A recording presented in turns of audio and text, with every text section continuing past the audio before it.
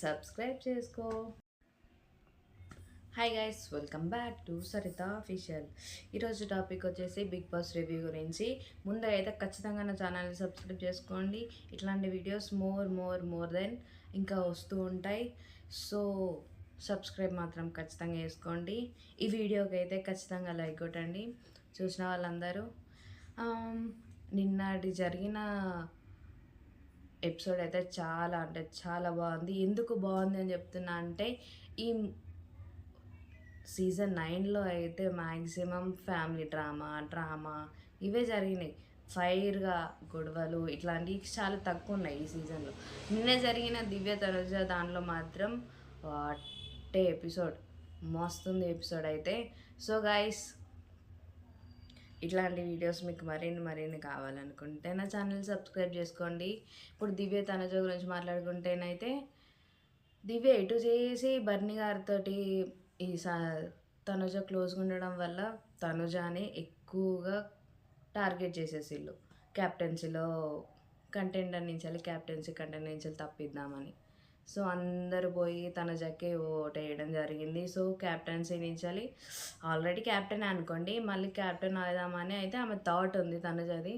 So Tanuja థాట్ని వాళ్ళు captaincy race నుంచి అయితే తప్పించిళ్ళు.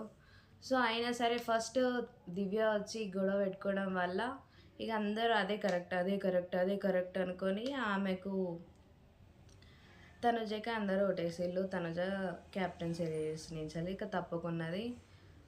కానీ దివ్య తనుజ గొడవ అయితే హైలైట్ అసలు.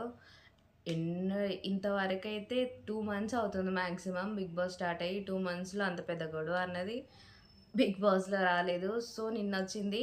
ఇక క్యాప్టెన్సీ రేస్కి వస్తే మాత్రం క్యాప్టెన్సీ సుమన్ గారును రీతు వీళ్ళిద్దరైతే బాగానే ఆడిళ్ళు.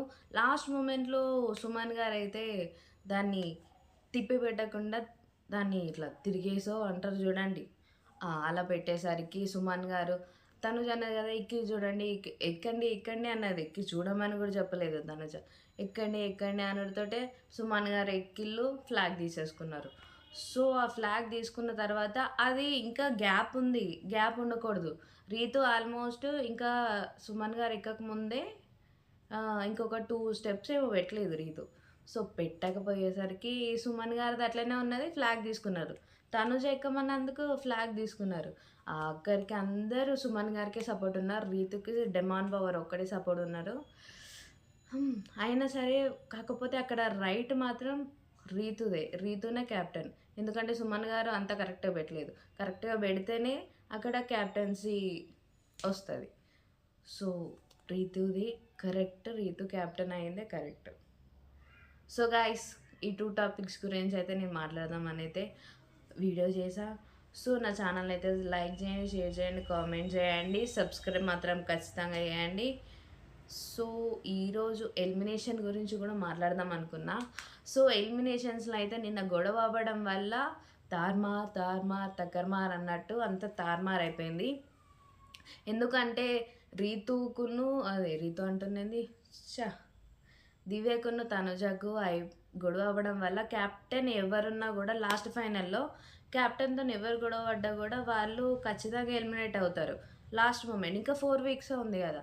సో 4 weeks ఉండడం వల్ల లాస్ట్ మూమెంట్లో ఎవరితో క్యాప్టెన్తో గొడవ పడతారో వాళ్ళు ఎలిమినేట్ ఖచ్చితంగా అవుతారు. పోయిన సీజన్లో కూడా పోయిన సీజన్లో కూడా సో ఈ సీజన్లో కూడా దివ్యనే ఈసారి ఎలిమినేషన్. ఇందుకు 95% అయితే దివ్యనే అనుంది.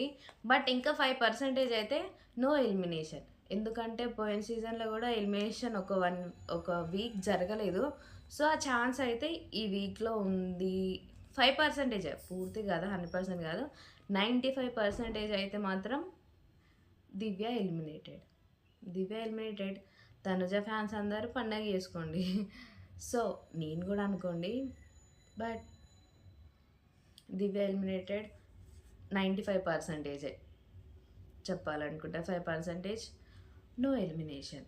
ఏదైతుందో సాయంత్రం చూద్దాం. మళ్ళీ చూసి వచ్చిన తర్వాత మళ్ళీ రివ్యూ ఇస్తా. సో నా channel like, share, comment, subscribe చేసుకో. బాయ్.